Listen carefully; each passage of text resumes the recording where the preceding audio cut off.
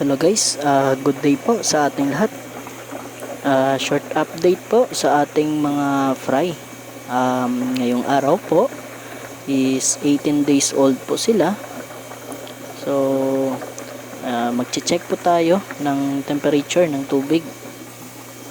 Paalala lang po, kung maaari po, ang pag-check po ng tubig is 3 times a day or anytime po, mas maganda. Kung napanood nyo po and napansin nyo po dun sa previous videos natin, yung level po ng tubig natin is nasa 3 to 4 inches lamang po. Ang purpose po nun is mas madali pong ma-maintain yung temperature po ng tubig natin kasi mabilis po magpalit ang tubig. Lalo na po pag malakas yung tubig na pumapasok sa inyong tank. Kung anong temperature ng tubig na pumapasok sa inyong tank, mas maganda po kung same yung temperature ng tubig ng inyong tank. Lalo na po, concrete po yung ating tank. Sa concrete po, mas mabilis po na magbago yung temperature ng tubig natin.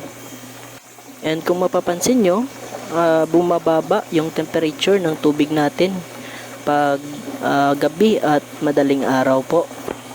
Ang maganda pong gawin natin pag gabi po hanggang umaga, mas maganda palakasin po or dagdagan po natin yung lakas ng tubig na pumapasok. So ito na po yung tank po na nilagyan po natin ng methylene blue at saka asin kahapon.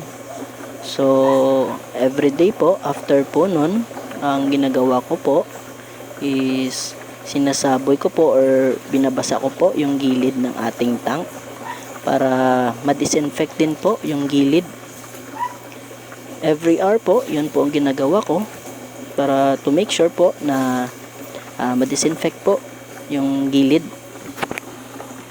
At bukas po, sa ika-day 19 po, ibabanlawan ko na po yung ating nursery pond.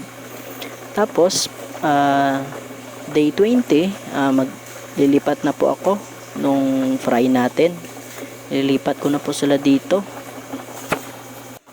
So yun, update ko po kayo ulit bukas para po sa ika-day 19 po ng ating fry.